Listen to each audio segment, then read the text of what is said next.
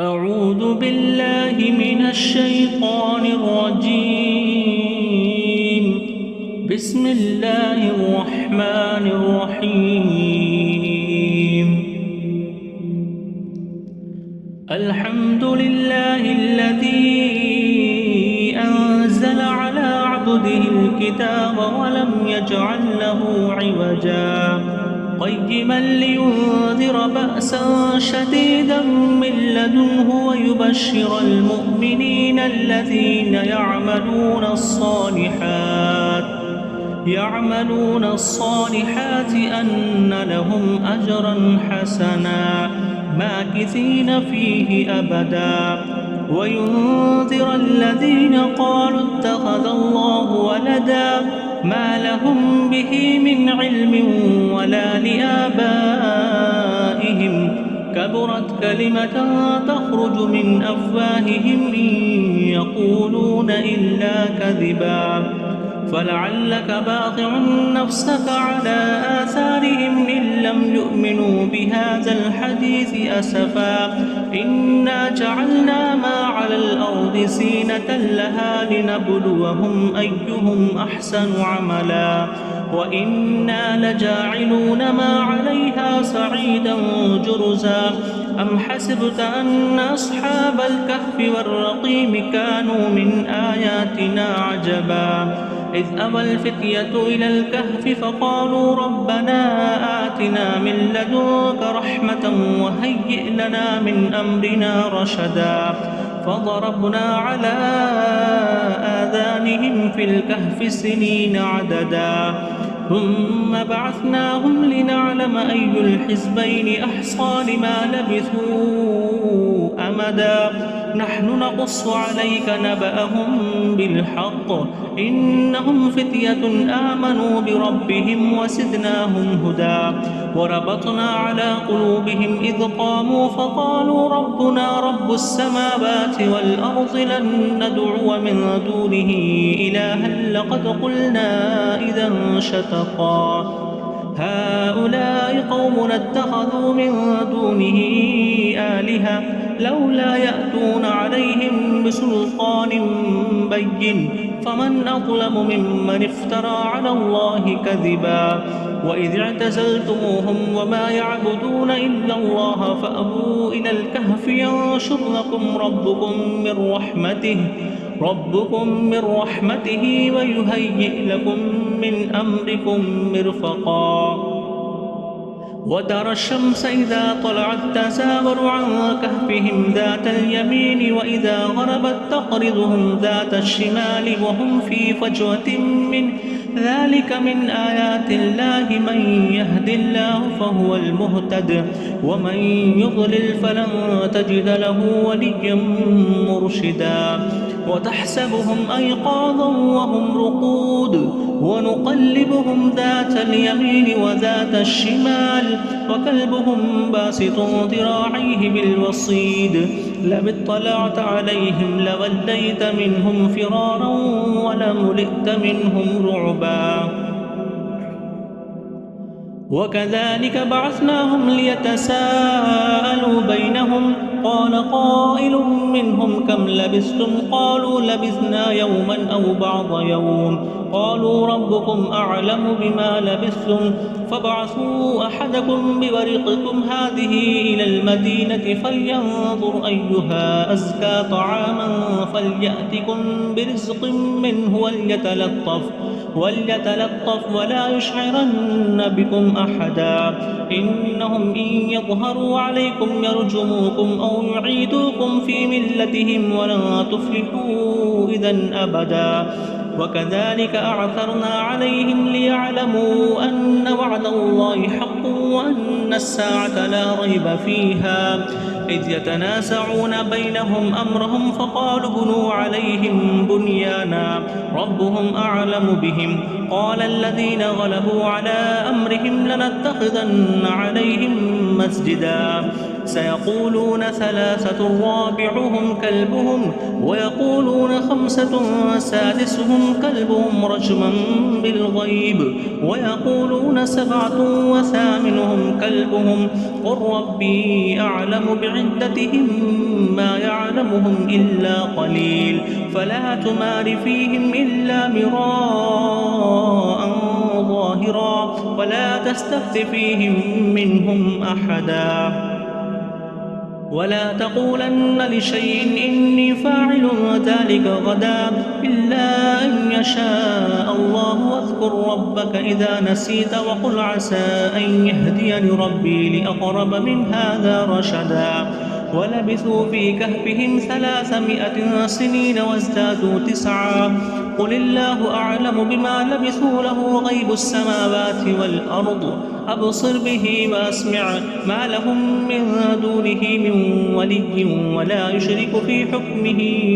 أحدا واتل ما أوحي إليك من كتاب ربك لا مبدل لكلماته ولن تجد من دونه ملتحدا واصبر نفسك مع الذين يدعون ربهم بالغداة والعشي يريدون وجهه ولا تعد عيناك عنهم تريد زينة الحياة الدنيا ولا تطع من أغفلنا قلبه عن ذكرنا واتبع هواه وكان أمره فرطا وقل الحق من ربكم فمن شاء فليؤمن ومن شاء فليكفر إنا أعتدنا للظالمين نارا أحاط بهم سرادقها وإن يستغيثوا يغاثوا بماء كالمهل يشوي الوجوه بئس الشراب وساءت مرتفقا إن الذين آمنوا وعملوا الصالحات إنا لا نضيع أجر من أحسن عملا أولئك لهم جنات عدن تجري من تحتهم الأنهار يحلون فيها من أساور من ذهب ويلبسون ثيابا خضرا من سندس واستبرق متكئين فيها على الأرائك نعم الثواب وحسنت مرتفقا واضرب لهم مثل الرجلين جعلنا لأحدهما جنتين من أعناب وحففناهما بنخل وجعلنا بينهما زرعا كلتا الجنتين آتت أكلها ولم تظلم منه شيئا وفجرنا خلالهما نهرا وكان له ثمر فقال لصاحبه وهو يحاوره أنا أكثر منك مالا وأعز نفرا ودخل جنته وهو ظالم لنفسه قال ما أظن أن تبيد هذه أبدا وما أظن الساعة قائمة ولئن رددت إلى ربي لأجدن خيرا منها منقلبا قال له صاحبه وهو يحاوره أكفرت بالذي خلقك من تراب ثم من نطفة ثم سواك رجلا لكن هو الله ربي ولا أشرك بربي أحدا ولولا إذ دخلت جنتك قلت ما شاء الله لا قوة إلا بالله إن ترني أنا أقل منك مالا وولدا فعسى ربي أن يأتيني خيرا من جنتك ويرسل عليها حسبانا من السماء فتصبح سعيدا زلقا أو يصبح ماؤها غورا فلا تستطيع له طلبا وأحيط بثمره فأصبح يقلب كفيه على ما أنفق فيها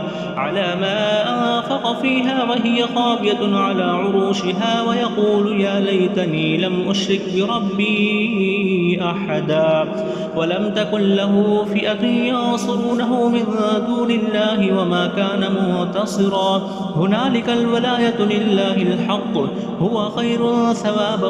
وخير عقبا واضرب لهم مثل الحياة الدنيا كماء إن أنزلناه من السماء فاختلط به نبات الأرض فأصبح هشيما تذروه الرياح وكان الله على كل شيء مقتدرا المال والبنون زينة الحياة الدنيا والباقيات الصالحات خير عند ربك ثوابا وخير أملا ويوم نسجر الجبال وترى الأرض بارزة وحشرناهم فلم نغادر منهم أحدا وعرضوا على ربك صفا لقد جئتمونا كما خلقناكم أول مرة بل زعمتم أن لن نجعل لكم موعدا ووضع الكتاب فترى المجرمين مشفقين مما فيه ويقولون يا ويلتنا ما لهذا الكتاب لا يغادر صغيرة ولا كبيرة إلا أحصاها ووجدوا ما عملوا حاضرا ولا يظلم ربك أحدا وإذ قلنا للملائكة اسجدوا لآدم فسجدوا إلا إبليس كان من الجن ففسق عن أمر ربه أفتتخذونه وذريته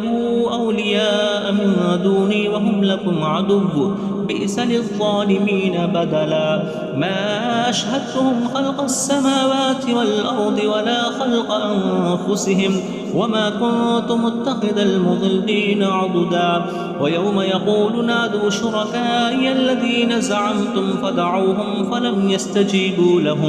فلم يستجيبوا لهم وجعلنا بينهم موبقا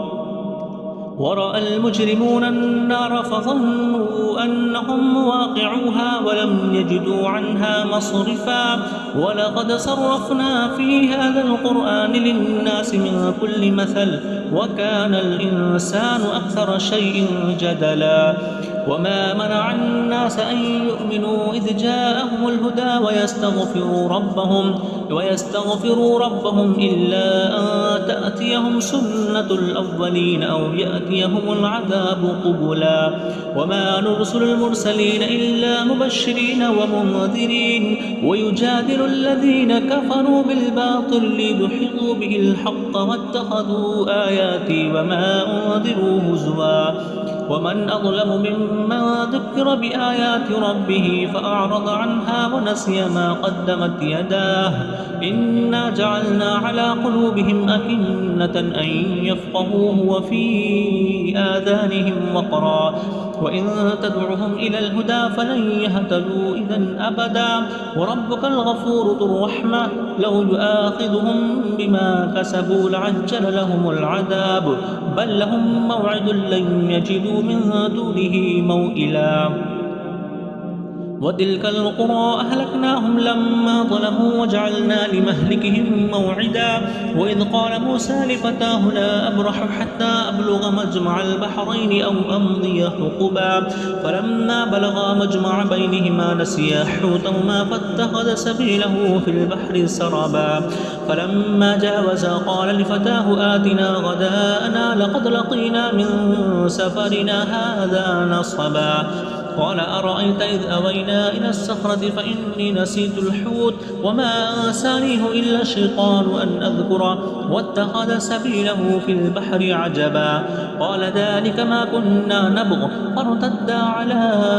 آثارهما قصصا فوجدا عبدا من عبادنا آتيناه رحمة من عندنا وعلمناه من لدنا علما قال له موسى هل أتبعك على أن تعلمني مما علمت رشدا قال إنك لن تستطيع معي صبرا وكيف تصبر على ما لم تحط به خبرا قال ستجدني إن شاء الله صابرا ولا أعصي لك أمرا قال فإن اتبعتني فلا تسألني عن شيء حتى أحدث لك منه ذكرا فانطلقا حتى إذا ركبا في السفينة خرقها قال أخرقتها لتغرق أهلها لقد جئت شيئا إمرا قال ألم أقل إنك لا تستطيع معي صبرا قال لا تؤاخذني بما نسيت ولا ترهقني من أمري عسرا فانطلقا حتى إذا لقيا غلاما فقتله قال أقتلت نفسا زكية بغير نفس لقد جئت شيئا نكرا قال ألم أقل لك إنك لا تستطيع معي صبرا قال إن سألتك عن شيء بعدها فلا تصاحبني قد بلغت من لدني عذرا فانطلقا حتى حتى إذا أتيا أهل قرية استطعما أهلها فأبوا أن يضيفوهما فوجدا فيها جدارا يريد أن ينقض فأقام قال لو شئت لاتخذت عليه أجرا قال هذا فراق بيني وبينك سأنبئك بتأويل ما لم تستطع عليه صبرا أما السفينة فكانت لمساكين يعملون في البحر فأردت أن أعيبها وكان وراءهم ملك يأخذ كل سفينة غصبا وأما الغلام فكان أبواه مؤمنين فخشينا أن يرهقهما طغيانا وكفرا فأردنا أن يبدلهما ربهما خيرا منه زكاة وأقرب رحما وأما الجدار فكان لغلامين يتيمين في المدينة وكان تحته كنز لهما وكان أبوهما صالحا فأراد ربك أن يبلغا أشدهما ويستخرجا كنزهما رحمة من ربك وما فعلته عن أمري ذلك تأويل ما لم تستطع عليه صبرا ويسألونك عن ذي القرنين قل سأتلو عليكم منه ذكرا إنا مكنا له في الأرض وآتيناه من كل شيء سببا فأتبع سببا حتى إذا بلغ مغرب الشمس وجدها تغرب في عين حمئة ووجد عندها قوما قلنا يا ذا القرنين إما أن تعذب وإما أن تتخذ فيهم حسنا قال أما من ظلم فسوف نعذبه ثم يرد إلى ربه فيعذبه عذابا نكرا وأما من آمن وعمل صالحا فله جزاء الحسنى وسنقول له من أمرنا يسرا ثم أتبع سببا حتى إذا بلغ مطلع الشمس وجدها تطلع على قوم لم نجعل لهم من دونها سترا كذلك وقد أحطنا بما لديه خبرا ثم أتبع سببا حتى إذا بلغ بين السدين وجد من دونهما قوما لا يكادون يفقهون قولا قالوا يا ذا القرنين إن يأجوج ومأجوج مفسدون في الأرض فهل نجعل لك خرجا على أن تجعل بيننا وبينهم سدا قال ما مكنني فيه ربي خير فأعينوني بقوة أجعل بينكم وبينهم ردما آتوني زبر الحديد حتى إذا سابا بين الصدفين قال انفخوا حتى إذا جعله نارا قال آتوني أفرغ عليه قطرا فما استطاعوا أن يظهروه وما استطاعوا له نقبا قال هذا رحمة من ربي وإذا جاء وعد ربي جعله دكا وكان وعد ربي حقا وتركنا بعضهم يومئذ يموج في بعض ونفخ في الصور فجمعناهم جمعا وأعرضنا جهنم يومئذ للكافرين عرضا الذين كانت أعينهم في غطاء عن ذكري وكانوا لا يستطيعون السمع أفحسب الذين كفروا أن يتخذوا عبادي من دوني أولياء إنا أعتدنا جهنم للكافرين نزلا قل هل ننبئكم بالأخسرين أعمالا الذين ضل سعيهم في الحياة الدنيا وهم يحسبون أنهم يحسنون صنعا أولئك الذين كفروا بآيات ربهم ولقائه فحبطت أعمالهم فلا نقيم لهم يوم القيامة وزنا ذلك جزاؤهم جهنم بما كفروا واتخذوا آياتي ورسلي هزوا إن الذين آمنوا وعملوا الصالحات كانت لهم جنات الفردوس نزلا خالدين فيها لا يبغون عنها حولا قل لو كان البحر مدادا لكلمات ربي لنفد البحر قبل أن تنفد كلمات ربي ولو جئنا بمثله مددا قل إنما أنا بشر مثلكم يوحى إلي أنما إلهكم إله واحد فمن كان يرجو لقاء ربه فليعمل عملا صالحا ولا يشرك بعبادة ربه أحدا.